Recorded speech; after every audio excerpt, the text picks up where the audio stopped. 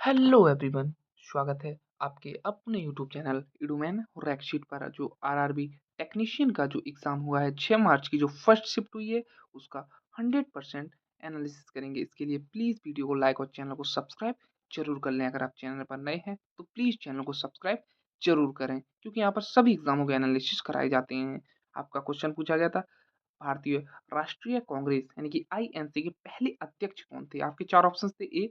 A option था ए O Hume, B option था दादाभाई नौरोजी, सी option था व्योमेश चंद्र बनर्जी और डी ऑप्शन था बदरुद्दीन तैयबजी, जिसमें आपका करेक्ट आंसर था ऑप्शन नंबर सी, यानी कि व्योमेश चंद्र बनर्जी। ऑप्शन नंबर सी इसका एकदम करेक्ट आंसर था। यह कांग्रेस के पहले अध्यक्ष थे, डब्ल्यू सी बनर्जी, यानी कि व्योमेश चंद्र बनर्जी। यह कांग्रेस के पहले अधिवेशन हुआ था उसके पहले अध्यक्ष थे। और जो ए ओ ह्यूम थे, इन्होंने कांग्रेस की स्थापना की थी, भारतीय राष्ट्रीय कांग्रेस की, ए ओ ह्यूम ने। यह भी आपसे पूछा जा सकता है। इसका करेक्ट आंसर तो ऑप्शन नंबर सी इसका एकदम करेक्ट आंसर था। इसको आपने एक्सप्लेन किया। इसको आप देख सकते हैं कि इंडियन नेशनल कांग्रेस की स्थापना 1885 में हुई थी। इसके पहले अधिवेशन 1885 में बंबई के अध्यक्ष व्योमेश चंद्र बनर्जी थे। अगला आपका क्वेश्चन पूछा गया था, आवर्त सारणी यानी कि पीरियोडिक टेबल में वी किस रासायनिक तत्व का प्रतीक है? ऑप्शन थे ए बेरिलियम, बी ऑप्शन था बोरॉन, सी ऑप्शन था बेरियम और डी ऑप्शन था ब्रोमीन, जिसमें करेक्ट आंसर था आपका ऑप्शन नंबर बी इसका एकदम करेक्ट आंसर था। ऑप्शन नंबर बी यानी कि बोरॉन इसका एकदम करेक्ट आंसर था। कि जो बी का रासायनिक प्रतीक होता है वह बोरोन होता है। बोरोन इसका एकदम करेक्ट आंसर था। इसको हमने एक्सप्लेन किया। इसको आप देख सकते हैं कि आवर्त सारणी यानी पीरियोडिक टेबल में बी का रासायनिक तत्व बोरोन का प्रतीक है। मुख्य तत्व भी बताए गए हैं, हमने बताए हैं कि बोरोन बी का परमाणु क्रमांक 5 होता है। यह एक अर्धधातु है। इसका उपयोग कांच, डिटर्जेंट और फाइबर ग्लास में किया जाता है।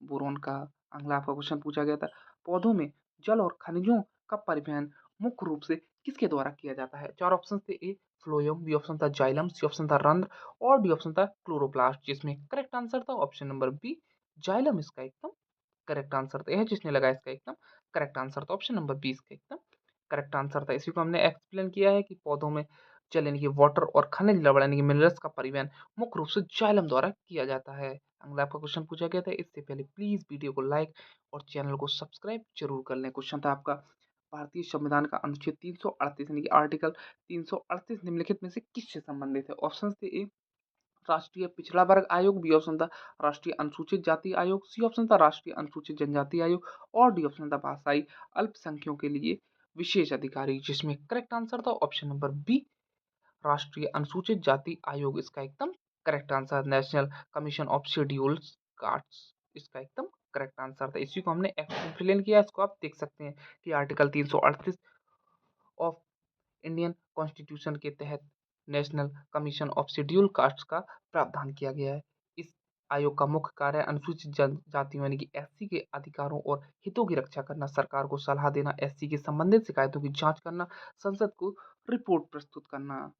यह ऑप्शन नंबर बी इसका एकदम करेक्ट आंसर था। अगला आपका क्वेश्चन पूछा गया था, निम्नलिखित में से कौन सा नर्तक शास्त्रीय ओडिसी नृत्य शैली से संबंधित है? ऑप्शन थे ए Birju Maharaj, C option B option था केलूचरण महापात्र, सी ऑप्शन था रुक्मणी देवी अरुंडेल और डी ऑप्शन था झावेरी बहन है, जिसमें करेक्ट आंसर था ऑप्शन नंबर बी केलूचरण महापात्रा इसका एकदम करेक्ट आंसर था। यही जिसने लगाया उसका एकदम करेक्ट आंसर था। इसी को हमने एक्सप्लेन किया कि ओडिसी भारत की प्रमुख शास्त्रीय नृत्य शैलियों में से एक है, जिसका उद्गम उड़ीसा में हुआ है। इस नृत्य शैली में महान गुरु और प्रसिद्ध नर्तक केलूचरण महापात्रा, उन्होंने उड़ीसी नृत्य को भारत और विश्व में प्रसिद्ध बनाया। केलूचरण महापात्र इसका एकदम करेक्ट आंसर था। अगला आपका क्वेश्चन पूछा गया था, इससे पहले प्लीज वीडियो को लाइक और चैनल को सब्सक्राइब जरूर कर लें। क्वेश्चन था आपका, कैल्शियम क्लोराइड यानी कि CaCl2 का मोलर द्रव्यमान कितना होता है? यह क्वेश्चन आपका पूछा गया। ऑप्शन थे ए 75.5 ग्राम पर मोल, बी ऑप्शन था 111 ग्राम पर मोल, सी ऑप्शन था 94 ग्राम पर मोल और डी ऑप्शन था 40 ग्राम पर मोल, जिसमें करेक्ट आंसर था ऑप्शन नंबर बी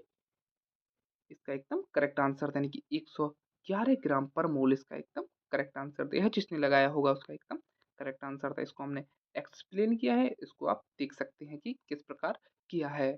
आया है 111 ग्राम पर मोल इसका एकदम करेक्ट आंसर था।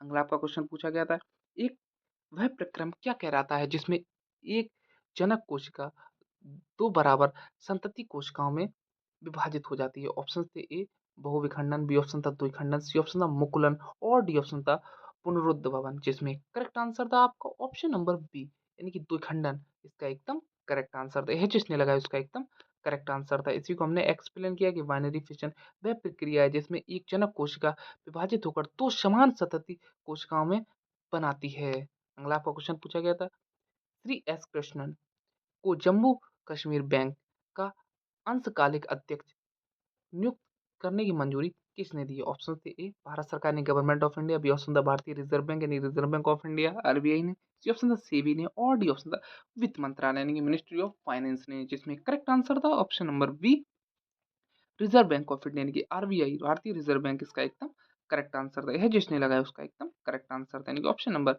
बी इसका एकदम करेक्ट ऑप्शन था। इसी को हमने एक्सप्लेन किया, इसको आप देख सकते हैं कि एस कृष्णन को जम्मू और कश्मीर बैंक का पार्ट टाइम चेयरमैन नियुक्त किया करने की मंजूरी रिजर्व बैंक ऑफ इंडिया यानी कि आरबीआई द्वारा दी गई है। अगला आपका क्वेश्चन पूछा गया था, बानो मुश्ताक को उनकी किस श्रेणी के साहित्य कृति हार्ट लैम्प के लिए बुकर अंतर्राष्ट्रीय बुकर पुरस्कार से सम्मानित किया गया है? ऑप्शन थे, ए उपन्यास, बी ऑप्शन था लघु कथा संग्रह, सी ऑप्शन था कविता संग्रह, और डी ऑप्शन था जीवनी, जिसमें करेक्ट आंसर था ऑप्शन नंबर बी लघु कथा संग्रह इसका एकदम करेक्ट आंसर था। ऑप्शन नंबर बी जिसने लगा उसका एकदम करेक्ट था। इसका एक्सप्लेन किया, इसको आप देख सकते हैं, बानू मुश्ताक को उनकी कृति हार्ट लैम्प के लिए इंटरनेशनल बुकर प्राइज 2025 से सम्मानित किया गया है। अगला क्वेश्चन आपका पूछा गया था, हॉक आई 360 तकनीक के लिए हाल ही में हुआ 131 मिलियन डॉलर का रक्षा समझौता किन दो देशों के बीच हुआ है? चार ऑप्शन थे, ए भारत और रूस के बीच, बी ऑप्शन था भारत और संयुक्त राज्य अमेरिका के बीच, सी ऑप्शन था भारत और इसराइल के बीच, और डी ऑप्शन था अमेरिका और जापान के बीच, जिसमें करेक्ट आंसर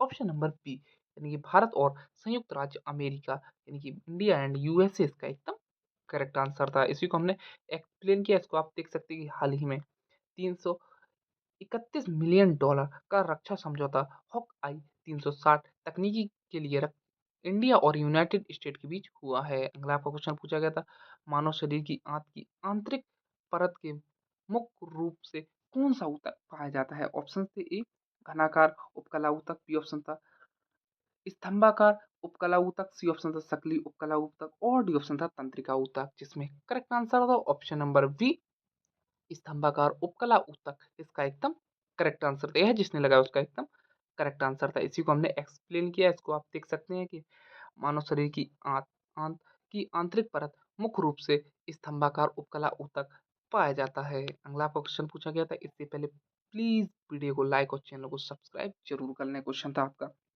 ब्रिटिश संसद द्वारा ईस्ट इंडिया कंपनी के कार्यों को विनियमित और नियंत्रित करने के लिए पारित किया गया पहला अधिनियम कौन सा है? ऑप्शन थे, ए पिट्स इंडिया एक्ट 1784 यानी कि Pitt's India act 1784, B option था रेगुलेटिंग एक्ट 1773, सी ऑप्शन था चार्टर एक्ट 1813, और डी ऑप्शन था भारत सरकार अधिनियम 1858, जिसमें करेक्ट आंसर था ऑप्शन नंबर बी यानी कि रेगुलेटिंग एक्ट 1773 यानी कि रेगुलेटिंग एक्ट 1773 इसका एकदम करेक्ट आंसर था। ऑप्शन नंबर बी जिसने लगाया उसका एकदम करेक्ट आंसर था। इसी को हमने एक्सप्लेन किया, इसको आप देख सकते हैं कि रेगुलेटिंग एक्ट 1773 ब्रिटिश संसद द्वारा पारित पहला अधिनियम था जिसका उद्देश्य ईस्ट इंडिया कंपनी के प्रशासन और कार्यों को नियंत्रित करना था। अगला आपका क्वेश्चन पूछा गया था, जब किसी वस्तु को पानी या किसी अन्य द्रव में डुबोया जाता है तो निम्नलिखित में से कौन सी किसमें कमी महसूस होती है? ऑप्शन थे, ए वस्तु का वास्तविक द्रव्यमान, बी ऑप्शन था वस्तु का आभासी भार, सी ऑप्शन था वस्तु का घनत्व, और डी ऑप्शन था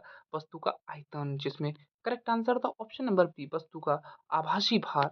ऑप्शन नंबर बी इसका एकदम करेक्ट आंसर था। इसी को हमने एक्सप्लेन किया है, इसको आप देख सकते हैं कि जब किसी वस्तु को पानी या किसी द्रव में डुबोया जाता है तो उस पर एक ऊपर की ओर एक बल लगता है जिसे उत्प्लावन बल कहते हैं। यह सिद्धांत आर्किमिडीज प्रिंसिपल पर आधारित है। अगला आपका क्वेश्चन पूछा गया था, भारतीय संविधान के अनुच्छेद 240 के तहत भारत के राष्ट्रपति को निम्नलिखित में से किस केंद्र शासित प्रदेश यानी कि यूटी के लिए नियम बनाने की शक्ति प्राप्त नहीं है? चार ऑप्शन थे, ए अंडमान और निकोबार द्वीप समूह, बी ऑप्शन था लक्षद्वीप, सी ऑप्शन था चंडीगढ़, और डी ऑप्शन था दादर और नगर हवेली तथा दमन और दीव, जिसमें करेक्ट आंसर था ऑप्शन नंबर सी चंडीगढ़ इसका एकदम करेक्ट आंसर था। यह जिसने लगा उसका एकदम करेक्ट आंसर था। इसी को हमने एक्सप्लेन किया कि article 240 of the constitution of India के अनुसार प्रेसिडेंट ऑफ इंडिया के कुछ केंद्र शासित प्रदेशों के लिए रेगुलेशन नियम बना सकते हैं। लगभग सारे क्वेश्चन कंप्लीट हो चुके हैं जो मुझे आज की इस शिफ्ट में मिले हैं।